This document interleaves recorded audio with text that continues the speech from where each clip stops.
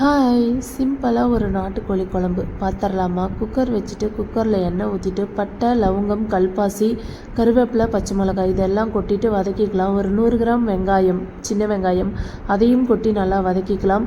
இஞ்சி, பூண்டு, பட்டை, லவங்கம், சோம்பு, ஒரு பெரிய வெங்காயம் இதை விழுதாக அரைச்சி வச்சுருந்தேன், அதையும் கொட்டி நல்லா வதக்கிக்கலாம்.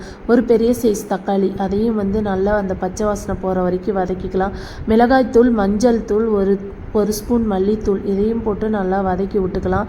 நல்லா அது பச்சை வாசனை போகிற வரைக்கும் வதங்கின பிறகு நாட்டுக்கோழி ஒரு 3/4 கிலோ எடுத்திருக்கேன், அதை கொட்டி நல்லா கொஞ்சம் உருண்டு வர அளவுக்கு கிளறி விட்டுக்கலாம். உப்பு, கரம் மசாலா, சிக்கன் மசாலா இதையும் போட்டு நல்லா கிளறி விட்டுட்டு ஒரு 5 நிமிஷம் நல்லா கறியை உருண்டு வர வரைக்கும் வேக விட்டுட்டு ஒரு சொம்பு தண்ணி ஊற்றி ஒரு 3 விசில் விட்டு எடுத்துக்கலாம். அதுக்கப்புறம் ஒரு அரை மூடி தேங்காயை அரைச்சி வச்சுக்கலாம். அரைச்சிட்டு அந்த 3 விசில் வந்தவுடனே அதில் தூக்கி ஊற்றிட்டு நல்லா ஒரு 10 நிமிஷம் இல்லைனா 1/4 மணி நேரம் கொஞ்சம் நல்லா குழம்பு கொதிக்க விட்டுக்கலாம். ரெடி ஆயிரும். அப்புறம் மல்லித்தூள், பெப்பர் போட்டு இறக்கிக்கலாம். டேஸ்ட்டு ரொம்பவே சூப்பராக இருக்கும். ட்ரை பண்ணி பாருங்கள். ட்ரை பண்ணிட்டு